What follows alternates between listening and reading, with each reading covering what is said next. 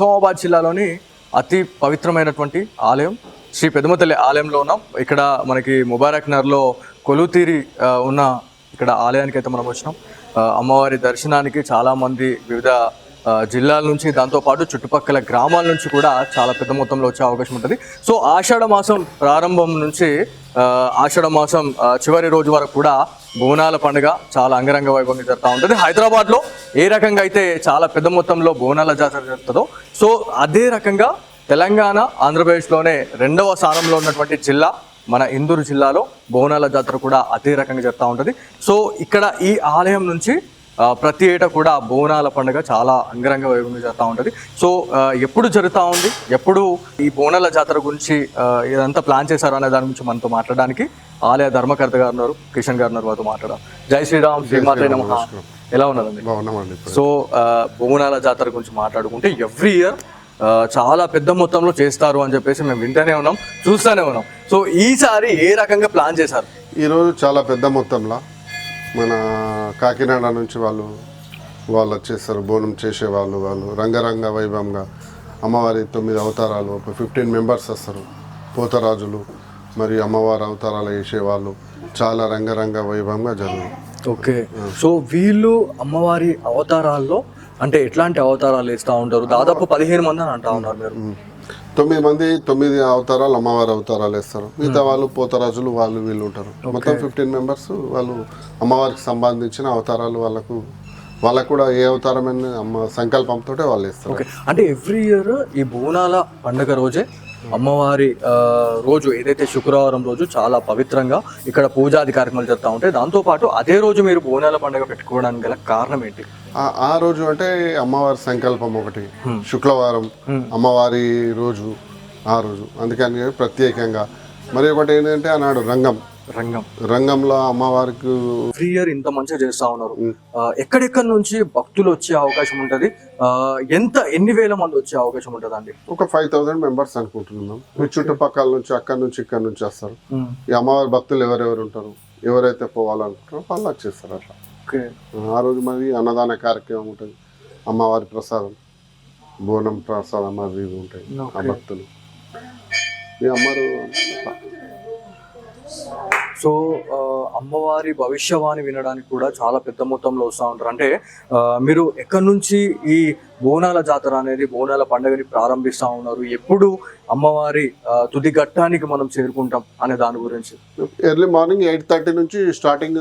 మన పెద్దమ్మ తల్లి బోర్డు అక్కడ నుంచి స్టార్టింగ్. అక్కడ నుంచి 12 o'clock ఇక్కడికి వచ్చేసేస్తాం. ఓకే, 12 o'clock రాగానే ఎక్కడ అయిపోగానే భోజనాల కార్యక్రమం జరుగుతుంది, మళ్ళీ రంగం జరుగుతుంది. భక్తులు సో భక్తులు నార్మల్ గా ఇక్కడ నిజామాబాద్ పట్టణంలో నుంచే కాకుండా ఎక్కడెక్కడి నుంచి వచ్చి ఈ తిలకించే అవకాశం ఉంటది? అమ్మవారికి చాలా మంది భక్తులు ఉన్నారు. ఆమె పిలిపించుకుంటారు. అప్రాక్సిమేట్లీ అంటే ఎక్కడెక్కడి నుంచి వస్తారు అనే దాని గురించి మనకంత ఐడియా లేదు. ఎవరిని తెలుసుకోలేము, అడగలేము. అన్ని కొత్త వాళ్ళు వస్తారు. కొత్త చూస్తాం కదా, ఎప్పుడు వచ్చే వాళ్ళు ఇట్లా కొత్త వాళ్ళు వస్తారు. సో చాలా పెద్ద మొత్తంలో ప్లాన్ చేస్తా ఉన్నారు. మరి ఆ రోజు అమ్మవారు శాస్త్రంగా అమ్మవారి గుళ్ళే ఉంటది. ఆ రోజు అమ్మవారు ఆమె ఇక్కడికి వచ్చేస్తారు. వచ్చి చూస్తే ఆమె ఉంటది ఆ రకంగా. ఎప్పుడో ఉంటది. ఆమె చూస్తే ఎట్లా చూడండి, 2 కళ్ళు సరిపోదు కరెక్ట్ చూస్తే అమ్మవారిని. గంట కూడా అయ్యేది. సో సింగిల్ హ్యాండెడ్ గా ప్రతి ఇయర్ మీరు చేస్తా ఉన్నారు. ఇంకెవరు సపోర్ట్ చేస్తున్నారు మీ ఫ్యామిలీతో పాటు? నా ఫ్యామిలీలో ఎవరు ఉన్నారు? ఈ ఖర్చు అంతా మా పిల్లలు పెడతారు. ఓకే, సో మీరు పెద్ద దిక్కుగా ముందుండి నడిపిస్తా ఉన్నారు. అమ్మవారు అంతే, అమ్మవారు వాళ్ళకి ఇస్తుంది, వాళ్ళు పెడతారు, నేను చేస్తున్నాను. ఓకే, మనదేం లేదంత. ఓకే, మొన్న కూడా వారాహి నవరాత్రులలో, ఏవైతే గుప్త నవరాత్రుల్లో చాలా మంచి రెస్పాన్స్ వచ్చింది. సో మీకు ఎట్లా అనిపించింది అండి? అంటే మా నుంచి టెలికాస్ట్ అయిన తర్వాత మీ ఛానల్ ద్వారా అమ్మవారు అన్న చాలా మందికి తెలిసిపోయింది. ఇప్పుడు కొత్త వాళ్ళు చాలా వచ్చినట్టు కొడుతున్నారు నాకు. చాలా మంది అంటే వీళ్ళు కూడా నాకు, మీరు కొత్త అని అనుకుంటున్నా, మీరు వచ్చిరో లేదో తెలియని వచ్చారా? చాలా మంది కొత్త వాళ్ళు చాలా వస్తారు. అంటే మన సనాతన ధర్మాన్ని మనం కాపాడుకోవాలనే సంకల్పంతోనే వచ్చాం మేము కూడా.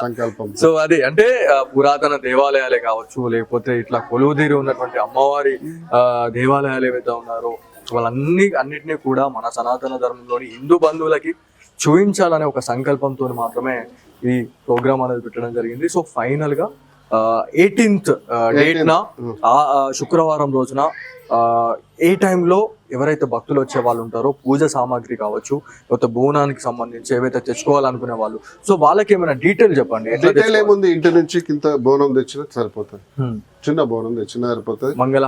మంగళహారతులు అది కాకపోతే మేము కూడా ఇక్కడ అరేంజ్మెంట్ చేసి ఇస్తున్నాం, అట్లా చేస్తున్నాం.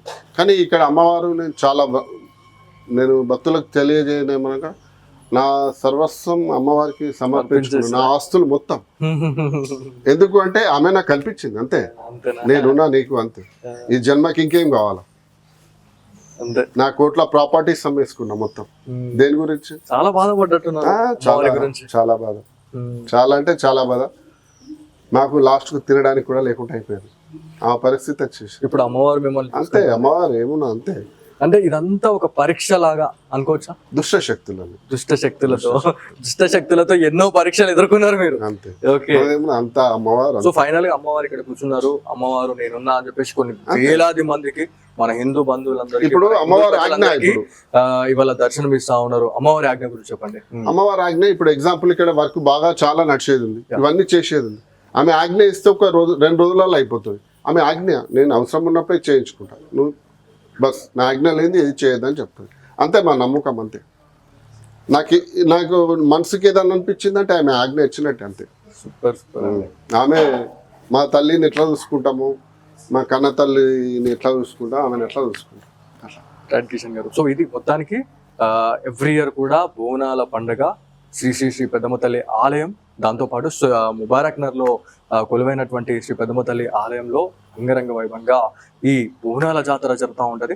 సో ఎవ్రీ ఇయర్ ఏ రకంగా అయితే జరుగుతుందో ఆ ఇయర్స్ కన్నా ఎక్కువ రెట్టింపుగా ఈసారి దాదాపు కాకినాడ నుంచి 15 మందిని తీసుకొని రావడం, 9 అవతారాలు, అమ్మవారి 9 అవతారాలు. ఒక్క అవతారం చూస్తేనే కన్నులు సరిపోము. సో 9 అవతారాలు, 9 మంది వచ్చి ఇక్కడ శివసత్తులతో, దాంతోపాటు పోతరాజుల విన్యాసాన్ని మనం చూడడం నిజంగా ఎంత అదృష్టం ఉంటే మనం అంటే ఆ దృశ్యాలను తిలకించే అవకాశం ఉంటుంది. సో డెఫినెట్లీ 18th శ్రీ పెద్దమ్మ తల్లి ఆలయ కమిటీ ఆధ్వర్యంలో పూర్తి స్థాయిలో ఇదంతా జరుగుతూ ఉంది. సో ప్రతి ఒక్క హిందూ బంధువు దీంట్లో అమ్మవారి కృపకు పాత్ర కావాలని చెప్పేసి కోరుతా ఉన్నాం.